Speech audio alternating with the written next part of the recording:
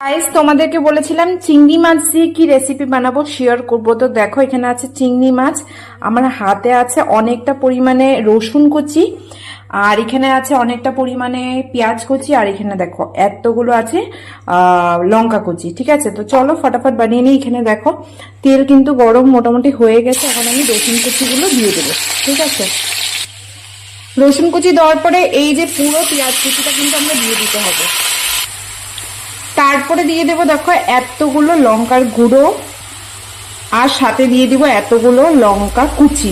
ঠিক আছে, দেওয়ার পরে কিন্তু এটা নেড়ে দিতে হবে, ভালো করে মিক্স করতে হবে, অ্যান্ড অল্প টাইম এটাকে কিন্তু হতে দিতে লাগবে। ঠিক আছে, দেখো আমি কিন্তু এটা বেশ ঝাল ঝাল করে বানাচ্ছি। দেখো একদম লাল টকটকে হয়েছে। তোমরা যারা যারা ঝাল কম খাও তোমরা ঝাল কম করে দিতে পারো।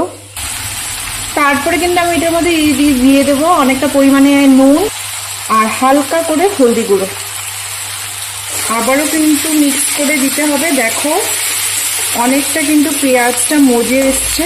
ঠিক আছে, পেঁয়াজটা সফট হয়ে গেছে বলতে পারো, আর একটু হতে দিতে লাগবে। দেখো পেঁয়াজটা কিন্তু অনেকটা সফট হয়ে গেছে আর অনেকটা পরিমাণে কমে গেছে। ঠিক আছে, এবার কিন্তু দেখো আমি চিংড়ি মাছগুলো পুরো দিয়ে দেবো। চিংড়ি মাছগুলোর মধ্যে কিন্তু আগে থেকে নুন মাখা ছিল, তো তোমরা নুনটা মানে নিজেরা যেরকম ভাবে মেখেছো ওই অনুযায়ী দিবে। ঠিক আছে, এবার জাস্ট মিক্স করে দেব, আর এখন কিন্তু গ্যাসটা আমি জাস্ট সিম করে দেব। ঠিক আছে, অ্যান্ড একটু ঢাকা দিয়ে দেবো। এখন জাস্ট অল্প টাইম এটাকে হতে দেবো।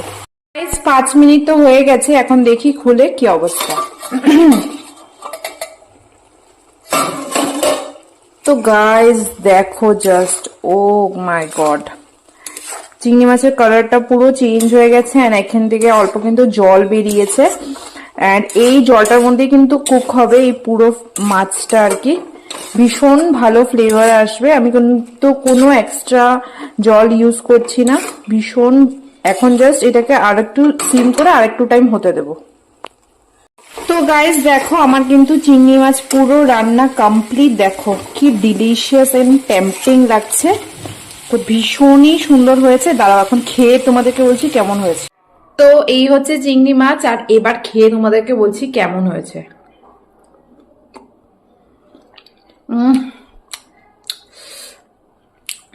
অসাধারণ, ইয়াম।